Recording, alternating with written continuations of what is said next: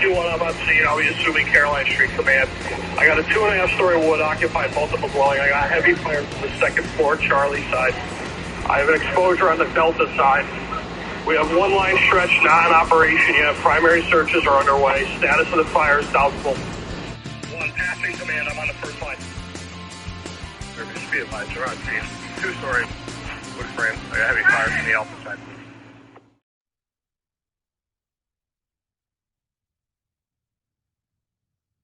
Good evening and welcome back, fans of the Volley Chief. This is going to be a late release episode. I apologize. Like most of us, right? Life gets in the way. I'm sticking, my theme of keeping the Valley well represented. And today I've got another Valley guy that I've grown up with that we were, always a town or two away from each other. We've been through a lot of fires together, and he has his own little side thing, so I'm going to let him introduce himself right now, so take it away. All right. Thanks, Dave. Name is Ron Burgess Jr. For those that know me, RIT Ops, and originally a little throwback, truck floor training on Facebook, which is many moons ago. Like Dave said, we grew up here in the Valley, started out in Ansonia. I lived across the street from the firehouse. My dad joined, so I got to watch him run out across the street to pretty much every call that went out, just watching him out the window, wondering where the hell he's going, first of all. A couple years later, we moved out of town. I joined the Seymour Fire Department in their junior corps when I was 14. Come to find out, I was at the time a 4th-generation firefighter. I didn't know that until I actually joined the ranks. So I've been with Seymour for 23 or 24 years now, and I currently work in Lower Fairfield County, driving the rescue for my department. Nice. Now, which firehouse did your dad belong to? He still belongs to Fountains. Fountains, okay. Yeah. Now, obviously my family lineage, everyone knows us from the storms, but my grandmother, so Pa's wife, her family very involved in the Fountains. Really? I didn't know yeah. Oh, yeah. So the Willimies, okay. The Willimie family bakery was on Wakely Ave, right by the firehouse. Yeah. So, the house is still there. The bakery's gone. I do know that on Wakely Ave in the family homestead, there's actually the giant safe in the basement, and it's painted like the Willimie family. Oh, that's cool. That they've never been able to get out, but. My family fortune's probably sitting in there with my luck, and in 20 years the door will fall off and someone will realize it. But yeah, so we, the Willimie family was very prominent in the Fountains. If you go, I've only actually been able to go into the firehouse like one time, and I was like, hey, looked around and some pictures of my great uncles and family members, and so yeah, I'm with you on the Fountains there. That's that's the other half of the family. Yeah, well, if you want to get in there and check it out a little more, let me know. That'd be cool. Ron, also, sidebar to the conversation here, you could kill your camera if you want. It's up to you. Okay. Yeah, because, I usually kill my camera. So, right. And when I had Danny on, I mean, that's a face for radio. Yeah, you don't want to look at that all night. No. All right, so let's talk RIT. Now, as you know, as everyone knows, probably by now ad nauseum, I've been involved in a couple of RIT operations, and I feel like in a way I have a little bit. I feel like it gets very overcomplicated. Right. And I don't know. You tell me if you think I'm right. That it's sometimes. You take a RIT class, and it's like people are trying to set up hall systems in the building, and it's been my experience that, brute strength and just, let's drag the person out kind of always works. Yeah. I mean, so, I do a podcast on the side, not that I'm trying to promote mine because we haven't done anything in about a year. Just like you said, family life gets in the way, but we've had people that have been involved in line of duties, and it went from they tried all the techniques that they were taught in class to literally just grabbing the person and dragging them out. And the more and more we talk to these people that were involved, then more and more stuff goes out the window. Like, yeah, a couple of them had a high point set up, but for the majority of it, it was not even doing conversions. They were literally just grabbing the body and going, or grabbing the body and pushing it through a window. So like all the stuff we teach in class, I think it does hold value in certain situations. And I think that's more towards firefighter survival than it has to do with actual RIT. Because I think with RIT, you're just going to react. And as we know, training builds that reaction, right? So if you get the reps in, hopefully you'll fall back to your training. But sometimes that doesn't always work. And that's from personal experience on myself. Right. I mean, you always got to have a plan B, right? Sometimes Right. I always use the old Mike Tyson. Everyone's got a plan until they get punched in the face. Yep. And I think it's something that, and everybody does RIT a little bit different, right? Yeah. When RIT came out kind of in the late 90s, early 2000s, it was, if you remember, like around here, the regional school, they had like a RIT certification class that you had to take. And that's kind of Yes. where I kind of got that this is way overcomplicated feeling, if you will. Yeah. Uh, and again, I just, but let's take a step back and let's go, for some of the people out there, in your mind, when do you start RIT? Like when are you starting RIT in the volunteer department? When does it start? Well, I'm glad you pointed that out because tonight when I speak, I'm speaking towards the volunteer department only. The paid side RIT is a different animal. So I don't want to go down that road, but the majority of the RIT that I do with my team or the firehouse's team is in the volunteer side of it. So I think it really starts with your mutual aid policies, right? Like, where are you going and why are you going there? Who's actually requesting you and what are they requesting?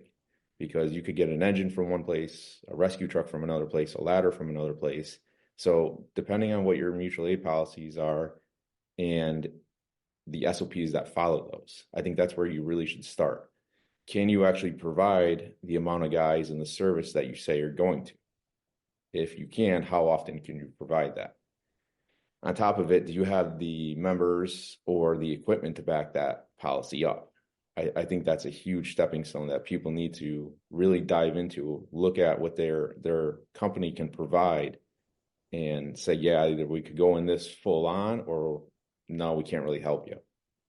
Yeah, and that's a great point because I always say, right, there's a pitfall in the volunteer fire service that, in a career department, and again, both of us know this very well. When I call an engine, I know what I'm getting, right? Right. So, when I call an engine in depending on your department, you could be getting 2, 3, 4, or 5 guys on the engine on a career side. So you're getting a crew coming in. I've been in situations, and you have too, and I think we've probably been at the same fire where Probably. you call a mutual aid town expecting, you call for an engine, and the engine shows up with a driver and like, one junior or one, member Firefighter. that's old. Yeah. And like you said, that's a great conversation that you have to have with yourself. When you're in another department calls you to send RIT, are you really sending RIT or are you sending guys, people? Right. Because I think incident commanders, and I don't want to put everybody in the same box, but incident command should start looking at RIT as the on deck task crew, if you will, right? Get them on scene, have them start throwing ladders. It's one of our policies that if our RIT team is throwing a ladder to a window and the window is already vented, that we are to clear that window, regardless of who vented it or not. So, like, you could really utilize the RIT team. I mean, simple things as putting out lights on the Charlie side of the building, where guys are operating, just to make the scene that much safer. So it all depends on what services you really want to provide. Correct. And I mean, I think we also too, as much as we talked about the pre-planning and there's a lot that even goes into before you arrive on scene. Right. Having that look around to see who's on the rig with you, having that conversation on the way there of who's doing what, and that's something that again comparing the two worlds, I know when I'm when I was working overtime on an engine, if I was this guy, I had the the RIT bag. If I was this guy, I was in charge of, clearing a pathway out. But on the volunteer side, if you're an officer or a chief in the volunteer side and you're setting up a RIT team, you've got to delineate those assignments before, Yes. that if either before they get there, if you're in the rig as a company officer, or when they get there as a chief, that's a question to ask the RIT team officer. Are all Yep. your assignments given? Yeah. So for us, we've implemented the TEAR acronym, TEAR, right? So a team leader, whether it's an officer or a senior man, because we do rely heavily on our senior man, being the volunteer, depending on the time of day, we might not have an officer available. And So, I think both of us know that I mean, I know, and I've done it, and I know that you've done it. There's a lot of times in a volunteer department where your best people, and even in a paid department, but your best people don't have rank. And right. that's something that I try to stress a lot. I mean, heck, I know I've looked out a window and saw you buffing a fire and asked you, Yeah, hey, is it above us? Because, you need to ensure that the intelligence that you're getting and the feedback that you're getting from the crews inside is accurate. And there are times where you will skip an officer to talk to a senior member. absolutely. Especially because they're operating in a certain area at a certain time, and that's gonna flow with what you're doing or not doing. So, but back to the TEAR acronym, team leader, air, A for air. Make sure somebody's in charge of the RIT pack, and if they're in charge of that RIT pack, that they're managing it on the way out if it's on the victim, whether it's a mass swap, regular swap, UAC, or EBSS.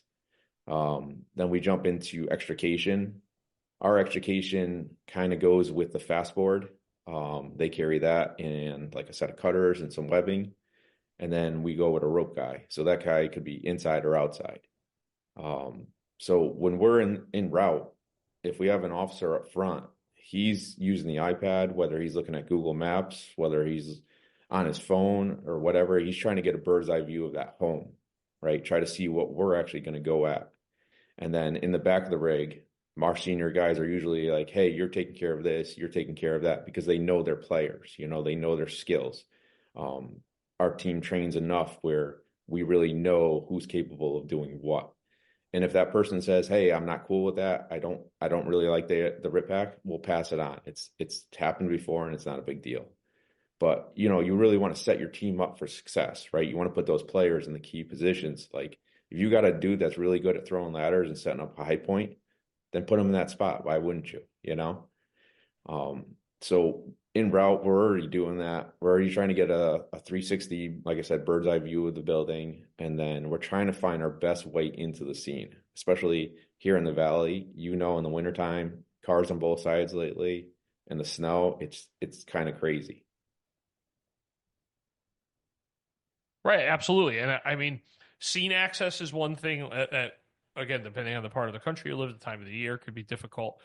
But it is very important to have that pre-plan done prior to arrival. Right. And then Yeah. arriving on scene. So What do you jumping guys? on scene, Yep. I'm sorry, go ahead. No, go. You're doing Oh, good. arriving on scene, we try to we take a rescue truck, and then the other house in town usually brings their utility. So we arrive with 5 to 6 guys, usually on our rescue, and then usually 2 to 4 on the other. So it depends on how many guys we really arrive with, but we try to get in as close as we can. Like I'm pushing that driver to get that rescue like behind the first 2 ladder truck, just because we got to carry our shit all the way in. And I don't want my guys fatigued. So we're working on different ways of moving our equipment to get on scene without, wearing ourselves down. But as soon as one of our chief officers says, hey, this is the rig or the spot you're kind of placing yourselves, guys get going to work. The first 2 ladder that's there, our responsibility is to empty of every piece of aluminum on it. So like when you guys come in to Ansonia with 15, we've even started to try to transition to that rig once 7 is empty. Then what we do is we send guys to do 360s. Usually it's an officer and a senior man does one 360 one way, and then another crew does another 360 the other way. We kind of come back to our staging area, discuss what's going on, and if we need to, we'll split the crew in two. We'll send some guys like to the Bravo Charlie corner and keep some guys on the Alpha Delta corner. Especially when it concerns the size of the building or the length of the building, because you can't always get a good 360 with some of these buildings in town. Yeah, I mean, and also too, you're not even talking about buildings that you can't get around, which Right. depending on the block, depending on the neighborhood, there's times where you can't get around. So that's another issue. When you like I'm the incident commander, you're coming up. Yep. What's that conversation going to be like? So if I don't have a chief officer responding with our RIT crew, it's either our officer or our senior man, usually going to chief or the incident commander saying, hey, we're here. This is how many guys we got. We're going to do our 360 and start throwing the ladders unless you have something you want us to do now. And usually they're like, nope, we're cool with that. Or they're like, hey, go around back. I think something's going on back there. We got to figure out what's going on because we've had that, like right off the rip. As soon as the gear hits the ground, we're running around because somebody said somebody was missing, That's happened to us once or twice. So all depends on what command really wants. One time when I was captain, about 2014, we were at a fire in Oxford and we just arrived.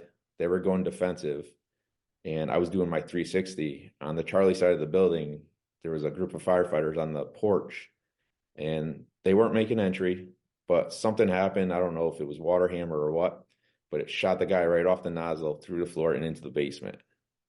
So, I called out a mayday. Nobody heard it. Went to another channel, called the mayday. Nobody heard it. Went to dispatch, called the mayday. Nobody heard it. But finally, my guys saw me moving with some purpose and they all came over. Luckily for us, the guy was able to walk out of the basement. So it does happen off the rip. You just have to be able to, adjust. You might not get your standard operations done of throwing ladders or softening the building or even getting a look at the building. Right. And I'll tell you, that you bring up a great point about being heads up enough to call a mayday for another member. And I think a lot of departments miss that in policy, in training because you always assume the person's calling the mayday, but there are sometimes, as an officer or even as a member, you may, again, like you said, realize somebody's missing. I had to give a mayday. We were at a third alarm fire in Lower Park Ave. That's back when I was safety officer. I had one of the ladder companies come up to me, and one of the members was like, "Hey, have you seen my rookie?" Right. And I was like, "What do you mean?" He's like, "Oh, I can't find him. He's missing." So it's called the mayday. And I laughed because the officer of the truck kind of afterwards got a little snotty with me and was like, "Oh, you didn't make us look good tonight." And I look, dude, I'm the safety officer. You can't come up to me and tell me a guy's missing, Right, and not think I'm going to react. Like that's, it's ludicrous. yeah. But I do think that's a great, thing that most policies and most training misses is giving a heads up call for a mayday for another member. Right. The biggest thing with maydays during training even is the incident commanders, and I'm not trying to pick on the chiefs here, but they don't always know how to accept them or acknowledge them. And during training, it's hard to build in that anxiety or that pressure, but they don't always grasp it. And the times I've heard of maydays or incident commanders accept maydays or even urgents, if you will, they really didn't know what to do. So that's one of the things we try to stress, especially with our chiefs here in town. Like, hey, if we're calling a mayday, like we need you on top of your game. Right. I don't care who's calling it, why they're calling it, or how they're calling it, but it's go time. And that's, that's one of the topics that I discuss in my program, the Volley Chief program, because not to give away all my trade secrets, but I do have a section of audio that I play to talk about, reasons why I feel that the incident commander, even in a volunteer department, should have an aide. is because the IC needs to be focused solely on the members in the IDLH and not, like you said, not lollygagging around, listening to different things, worrying about other things. Your focus should be the men in that building, men and women in that building, and nothing else. Right. And again, I'm a fan of checklists. I talk a lot about how I design my own. I actually got a little emotional the other day because I saw the Eagles posted a Facebook post of their command sheet Board. as a Yep. board, as a dry erase board, and that's my homemade one Nice. and that was the one that I made, and that was, and again, that was the night, the week I became a chief. I was sitting in the chief's office and I said to myself, boy, I should probably make, because again, we're in our own cars, things that a lot of people don't realize is we don't get chief's cars in Derby. So I said to myself that I need something, a checklist. I need something here to help me in the event that, we have a Mayday that I could quick pull up and even just, I mean, not even just saying a checklist for the purposes of a Mayday, just a checklist for an incident, Right. because it's a lot of information to take in. And, fortunately, I had the opportunity to take the IFF Safety and Survival Instructor Program. Yep. So I was able to become an instructor in that. And, I gained knowledge from that class, but the little box on the back of my command sheet, and there's a red box on the front that says for Mayday, see the reverse side. In the top Nice. part of the back side, it's location, unit, name, air supply, resources. Is the RIT deployed? Did you assign a rescue chief? Did you request additional units? What's the radio channel? Did you request additional EMS? Time located, time removed, time cleared, who cleared it? And then there's a couple just bullet points that says, maintain radio discipline, notify dispatch for a full response. Don't forget to replace your RIT. Right. Another topic I'll bring up is determine the number of members in the Mayday, and then conduct your PAR, and then it gives you the ability to conduct the PAR. And I don't know why I had this irrational fear of having more than one member down at a time, because again, training, right? We always do a RIT evolution with one person down. Right. So I can remember when I was chief, we have the auxiliary storms building, the garage, the 2-bay garage that we have. I put smoke machines in that thing starting at like noon. And I did. I put 2 smoke machines in starting at noon, and by 7:00 at night, it looked like the building was on fire. And what I had done was we stretched the 2.5 into the building, and I brought 3 members there that we buried under piles of Speedy Dry cardboard boxes, a couple well-placed pallets, and then I had the members stage at the firehouse, the Storms firehouse, 2 blocks away, and I would call the companies in one by one. And when they would arrive on scene, I would tell them, I'm the incident commander. That's the first due engine. They went in, they gave me a report, and I've heard nothing else. You're my RIT. And the amount of guys that were drastically thrown off because now they had 3 members, when they got in there. And it's just something, again, I think it's a training point that we train a lot. It's like, okay, tell one guy to go in the building and hide somewhere, or we have one guy down. And it's like, what do you do when you have 2 guys down or 3 guys down? And are you checking air status? Are you checking, who could be, again, I hate to say it because, hashtag no EMS, but are you triaging those members inside the building to determine which ones have to go and maybe which ones you could hold back a little bit? But again, it was some kind of irrational fear I had that. I mean, at least you have, you had the foresight to make something up that's going to work for you. And I think that's what a lot of chiefs need to look at, right? Lunar, in my opinion, is for the chiefs. It's not for the down firefighter. I think if we keep the down firefighter on who, what, where, WWW, get that information out to command, and the command could always ask questions back. But once we get that information out, we could deploy the RIT team and start getting that asset moving to that down firefighter or group of down firefighters. So Right.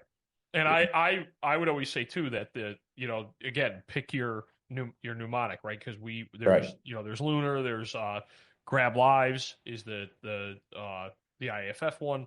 Yep. There is a bunch of different ones, but it's got to be, what works for you. And Right. that's what again, you look at a department, you look at a bigger department, right? You watch a fire in New York City and you talk about the command post and you see a command post, right? It looks like, the Battle of the Bulge. There's command boards, there's drones, there's, people all over the place.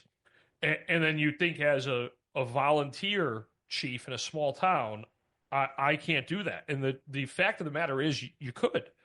And you don't need, yeah, they have access to satellite locating equipment and stuff like that. But if you have a clipboard, if you have what you need, you got a radio and a couple good team members, you have that system set up. Right. And that's what I try to explain to people. It's a Word document. It's a PDF. It's nothing, kind of what your area is, who you have coming, who the players are. I mean, my personal accountability report on there has all the apparatus and, listed out. Yep. And it's just, engine 12. And it says, personal accountability report par, engine 12, yes or no. And then at the bottom of the whole thing, it says any no response triggers an additional mayday. Right. Again, just to prompt it. Yep. Yeah, I agree. I mean, or not communication, accountability is the biggest thing, right? Once we lose accountability, it's kind of, hats off. Like, stuff's not going to get done where it needs to get done unless you're following where your crews are going and making sure they're getting done what they need to get done. So that's a huge thing. Especially here in the Valley. I mean, it. Everybody shows up in their POV. Like, we don't always have a chance to check in. It's something I know many departments are trying to force on their guys, but sometimes guys just show up and get to work. So recognizing, what's going on, or sending a chief to, whether it's a division or floor or whatever you call it, and getting a visual on how many guys are in there and what they're doing, and report back to the IC. You need to get that done. Absolutely. I always say, you talk about the things you learn in your career and the pieces of advice you get from different people. When I first became a safety officer, my battalion chief was Chief Cook in Bridgeport there. And when we sat down and had that first powwow, he said, listen, I want you to do me a favor. Every time you talk to me on the radio, I want you to start your radio transmission with where you are in the building. Okay. And that was something that he pushed and preached. And by, it became second nature a lot. You'd key up the radio and be like, safety second floor, they'd give you a radio report. And I think that's something that we really in the volunteer service, need to adopt because of exactly what you're talking about. If every time, I'm keying up my radio in the volunteer world and saying, and again, depending on where you are, some of us still use our car numbers. We don't use so if I keyed up and said car 96 first floor rear, this is what I got. That at least the guy at the command board, or at least everybody listening, you'll start to in the back of your Rolodex, put that. So if something does happen, be like, wait a minute, I just heard so-and-so talking and they said they were on that floor. Right. You're building that playbook.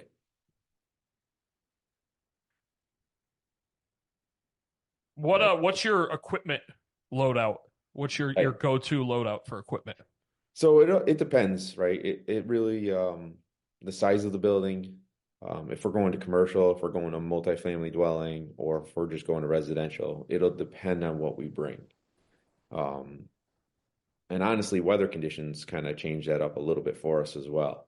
So usually we bring a Stokes basket, RIT pack, fastboard, 150 feet of life safety rope with a pulley and large carabiners for our high point setup. We have a makeshift large area search setup. Hopefully we're going to replace that soon, but and then we have what we call a highway line bag. So it's just it's a basic search rope. It's just somebody to carry in and go, this is our point in, point out type thing. Typical hand tools are your irons. Sometimes we grab hooks depending on where we're going. thermal imager, pack tracker, and then we have a cache of Anderson rescue straps, the multi-loop straps. So each member could grab one of those, throw it in their pocket. So everybody has something to drag somebody or make an anchor point with. Besides that, that's really about it. The only caveat, like I said, would be saws. Depending on what we're going into. There's times where we grab the Sawzall, battery operated Sawzall, chainsaw, obviously, or partner saw, depending on what building we're working with. It also depends on how many guys we have on scene. Recently, we just added what we call wheels for our Stokes basket. So if we have limited manpower, we could throw all our gear in there, clip the wheels onto the Stokes and wheel it in, and get the majority of our equipment there. That's one thing I never understood that we never embraced in the fire service, especially going to a few high-rise calls in my day. I never understood why we never embraced wheels. I can remember when I was younger, we would go to Griffin a lot, and we used to say, like, why don't we have, like, right in the front door of Griffin, Griffin's the hospital in Derby, a hose cart, and Right. in this way, like a wagon, and I laugh because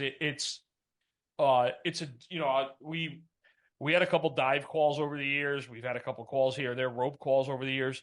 It's like Yeah. if we just had like a wheelbarrow or like a wagon, the Yeah. amount of the how much easier it would be to move equipment.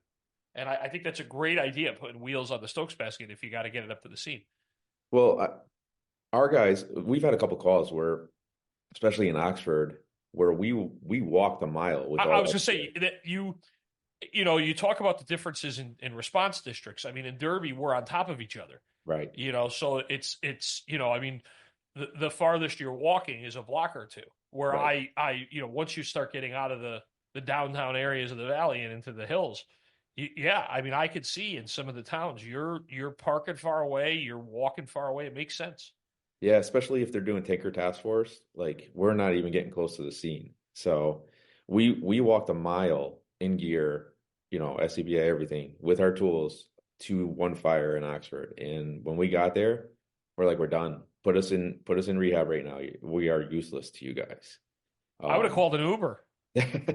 Luckily, one of the neighbors of the fire was on his quad, and I don't know what he was doing on his quad, but he was racing up and down the road. He actually took our Stokes full of our equipment about, I don't know, let's say maybe 1,000 feet left we had to walk, and he brought it in for us. So that was a nice little relief. But That was my one of my first calls at the Star Pin Fire was really, for the Ranger, in the Kubota, because yeah, Canal Street down there, narrow dead end, super long. super long, and then there was the fire in Ansonia. It was off Elm Street. It's that real long, like it's that turn back. It's the one Anthony made the grab on. Oh, Yeah, I can't think of the name of that street, but the same thing. When like I parked out on Elm, and when I walked in, I was like yeah, checking.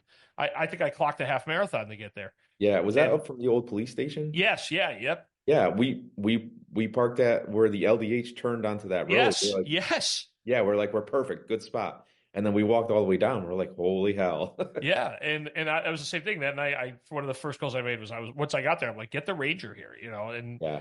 and people laugh, but then you're like, well, it's a good idea, yeah, because everyone's humping in all this way. Yeah, well, I went and I measured our typical RIT cache of what we would bring. It's pretty much what I told you. And it all inside our Stokes basket is 241 pounds, right? So that's four guys carrying it. That's Yeah, 60-ish pounds per guy, yeah. plus their PPE and their air pack. You're huffing it in. You're carrying an extra at least 200, almost 250 pounds per guy. It's pretty crazy. It is. It's a lot of weight. It's a lot of equipment to move. And they break my balls here about the wheels, but I want my guys to be able to arrive on scene and throw every ladder and force doors and clear windows, like I said. And then God forbid if we actually have to go in and operate and get somebody out. Like I expect that team to be completely out of service, unless it's like, hey, bro, we're over here, come walk outside. You know what I mean? Right. Like if we're going to work of dragging somebody, we're done. which I believe, and again, you're the subject matter expert, but most Maydays that I know of in this area have been more of that situation where the person either walks out on their own or it's not the person's located, the person walks out, it's not a very large, long duration incident. Right. I'll be honest with you. I'm dreading the day that we have to do that. And I hate to say this, and I knock on wood, because I don't want anything bad to happen to anybody, but it's not a matter of if, it's a matter of when. Right. Oh, absolutely. I mean, but it is that ticking time bomb looms over every department out there. Yeah. Especially, I mean, the valley here, for those that know it, our buildings are very old or getting older. They're not all kept up that well. I mean, we're going to fires and you're getting 2 to 3 floors of fire pretty well involved by the time we're getting there. Right. So yeah, I mean, again, the oddities of the valley is, just that it's old. And yeah. I joke, I say, I think, to my knowledge, in my lifetime, there have been 4 new streets in Derby. That's it. And, but we're hitting that boom right now, like every other town around here, where we're getting those 4 or 5 story wood frame apartment buildings. Yeah. And I those. mean, go ahead, Dave. No, I'm saying those are going to be our next animal. Yeah. We had the Avalon fire in Oxford, which was a 3 or 4 stories in the front, 3 in the back, stick multi-apartment building. And I mean, granted, it was very warm that day with like 70% humidity, but that fire kicked our ass in every level, whether it was putting it out, whether it was trying to even just do head count of that many guys operating. I think it was 3 alarms, Right. And on that fire, there should have been 3 Maydays called. The first one was it was either the initial attack line or the second attack line going up the stairwell. Guy fell down and beat up his ankle pretty good. They actually thought he broke it. So they had to drag him out. The other one was a crew came out onto a balcony and said, "Hey, we can't even get out of this building. How do we get out of here?" We're like, "What the hell are you guys doing?" And then one was actually, I was involved with it. We were upstairs flowing a hand line because we got removed from RIT to replace an interior crew. And they were trying to call us over the radio, and I guess the front of the building was burning off. So, but the lack of communication, luckily our chiefs were trusting in their members, but that's three Maydays that should have went out at one incident. Right. So I agree. You're 100% right. It's just a matter of when around here. Right. And, I mean, we know of situations over the years in this area, and even before RIT was a thing, when we were younger, the late 90s, early 2000s. I mean, of incidents where guys have gone through floors, guys have gone downstairs, guys have fallen, and back then it wasn't a thing. Right. I think the other good thing is that nowadays people are much more inclined to pull the trigger. Yeah, I think we've created a culture, and I say we, I mean the fire service, not Yep. just the valley, but we've created a culture where like, hey man, we want to get you help before you need the help. Like, we can't do anything if you're already too far, I don't want to say gone, but you're too far as a problem. If we ever have a collapse, it's going to be all hands, no matter if you're a RIT team or not. So it's going to be an event. I mean, we had a fire, I don't remember. We've been to a couple this past month, so I don't recall if it was the end of the year or the beginning, first of this year, but there should have been actually 3 Maydays called on that last one. And the urgent that was called was actually missed by command. So, it does happen more often than we think. Right. And, Project Mayday, if anybody ever follows that, it's projectmayday.net. That stopped, I think, in 2011 when Don Abbott passed away, but they're trying to get it going again. And that was just the people that submitted their Maydays. And he had about 5,000 Mayday submissions. So, I mean, every day you go online, there's a Mayday, there's an urgent, there's a miss this, like it's crazy how much is actually going on in the fire scene. Oh, absolutely. I mean, it's the nature of the beast. I mean, it's as we all know, it's a very dynamic area, and there's a lot of confusion, a lot of fog of war, and it's one misstep. And the other thing too that a lot of people, the Mayday or the situation doesn't care if you're the best or the worst guy. If you're there when it happens, and you're a part of it. Right. Like Chief Esposito says, the fire gets a vote too, The fire always gets a vote. Yeah. uh, Well, I say that now. I'm like, the fire gets a vote, the building gets a vote, the conditions outside get a vote, everything is coming into play. It's not just, they stretched and stepped through a hole in the floor. right. So, I mean, I can remember I think it was 2013, 2014. We had that job in Olivia Street, the 3 Wood, and I would say it's the famous Derby video that's on YouTube yes. of us, doing the blitz attack and knocking it down. But like, I Right. can remember on my way to that fire, I was with Louis Alua. We were driving there together, and our concern was we knew from doing a million ambulance calls in that apartment building that there was a small interior light shaft that ran the entire length of the center of the building. And from each apartment there was a window from the roof. There wasn't even a skylight. There was just a hole in the roof of the building. And like I could, like we left my house driving to the storms looking at the header, and like we were like, I hope no one's up on that roof. And if they are, like, hopefully they're aware that one, you walk towards the middle of the building, you can take a giant step. And it like you said, it's just it's the things that you're thinking about on the way there, about this type of building, about what the construction, the conditions, do your coal was wealth. And a lot of times too, I hate to say, you say everyone gets a vote, luck gets a vote occasionally too. Absolutely. Yeah, luck definitely gets a vote because, like I said, that guy fell through the floor into the basement, and as we were making the basement door through the garage, he came walking out, and I was like, "Whoa, what just happened?" Yeah, like, where did you come from? Yeah, because I just watched you fall through the floor.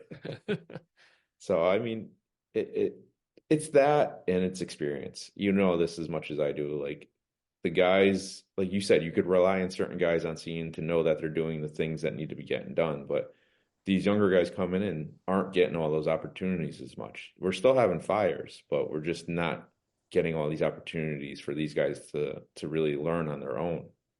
So, that's really where I came into RIT actually. When I was an officer, nobody, like you said, we started RIT in the early 2000s. When I joined 2002 as an active member, like an adult member, we didn't really do RIT. And then as I became an officer, we were finally doing RIT, and just watching my guys operate and kind of learning things. And I'm like, we really need to step up our game here. So like putting those guys into play and getting their feedback from the more senior guys, like, hey, what can we do to make this better? But we got to rely on those guys still. Oh, absolutely. They're a tremendous resource. And it's, again, things that I preach all the time. Those are the guys nowadays that you call and tell them, come back to the firehouse, tell us about this fire, talk about this, well, hey, we're kind of hitting getting a little bit long in this episode. Yeah. I want to thank you. It's been a little while, so I got you on here finally. Closing thoughts.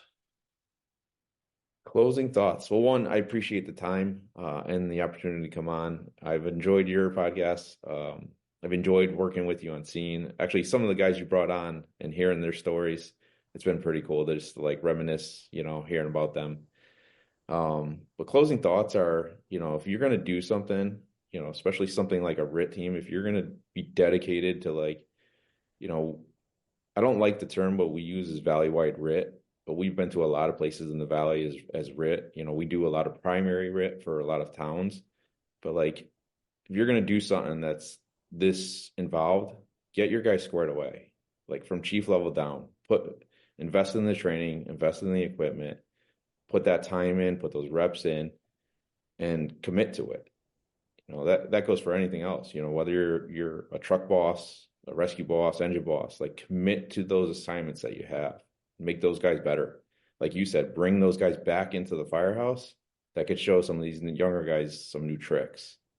That would be my best advice. Great. Thank you, Ron. And I definitely going to put you on the list if I think maybe I'm trying to get a group together of us to do like a larger group episode. So that sounds good. Yeah. I hope you come back. I hope you enjoyed it. Yeah. Everyone out there, thank you very much for listening. Don't forget to like and subscribe to the podcast. You got to feed that social media machine. So the more that you interact with my page, the more you like, the more you comment, the more you share, it helps my content continue to grow. If you have any questions or if you'd like to be on the show, don't forget to shoot me an email. It's thevolleychief@gmail.com. That's right there in the name, the VOLLEY chief@gmail.com. Until then, everyone, stay safe, be good. Ron, thank you again. Thank you.